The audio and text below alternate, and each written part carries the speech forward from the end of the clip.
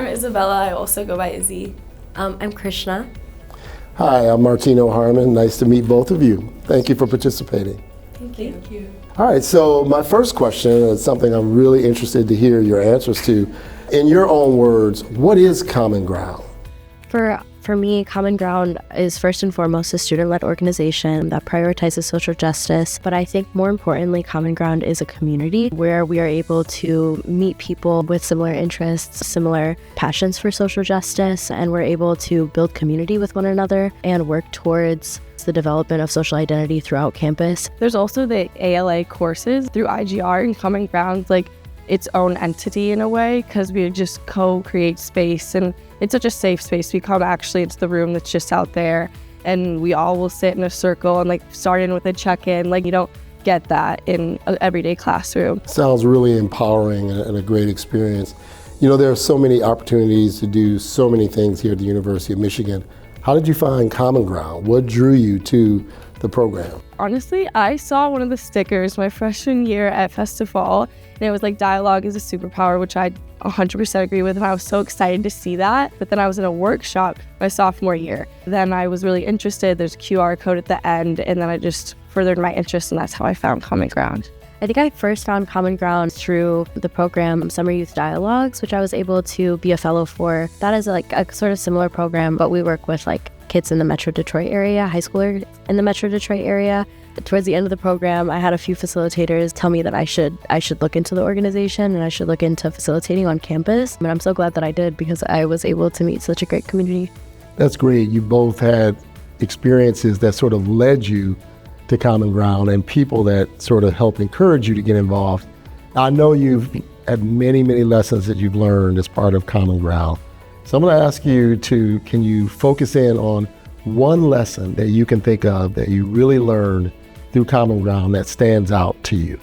Something that I've learned from Common Ground is to expect unfinished business. Before I got into facilitation, I would always expect there to be like a closing to the conversation. And I think something that I learned through Common Ground is that sometimes that resolution doesn't happen, but that's okay. The term that we use in Common Ground a lot is we call it planting a seed. And so we'll say we kind of plant that seed by having that conversation with people, and then the rest of the journey is their journey, and the only thing that we can do is kind of guide them. It makes me think about a quote from Dr. Martin Luther King: "The arc of the moral universe is long, but it bends toward justice." And that's really a way of saying that it's a journey and it takes a while to get there, but it's somewhat of a never-ending journey in a sense. So you mentioned the ALA courses. Can you tell me a little bit more about what ALA is, and maybe other courses that in student life that you've taken that are really connected with the work that you're doing with Common Ground? In the LSA, there's courses you can take to train and become a facilitator, and you basically just build all the tools and learn about what it means to be a facilitator, so then you can actually facilitate a class with undergraduate students. I think something that's really important in the ALA courses is that you are in a very small, usually a very small classroom of people, and you really get to know them on a one-on-one basis. Like the first facilitation you do in that course is like a written narrative about like an identity that holds privilege or oppression, and just sitting in that space, like a classroom environment. It's not Common Ground, it's like a classroom. It's like a new break in the vulnerability, especially. Okay, so tell me, how can students get involved in this great opportunity? Yeah, of course. Definitely all welcome to come to the IGR website. igr.ubitch.edu and /courses is where you can find the ALA courses, whether that's being a participant or ALA 320 will be the facilitation course. You can also just look it up on the LSA course guide, and you can backpack the classes. There are some classes, I think ALA 122 is a really good class to start with, because that's the first class that it puts you in a facilitation, like a course led by student facilitators.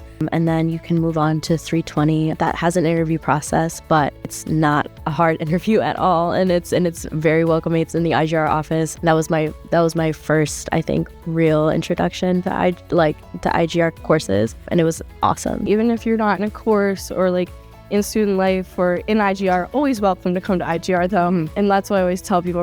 Anyone's welcome here. Like, I'm like, you want food? Like, come up here. Like, that's the space. It's like comfort.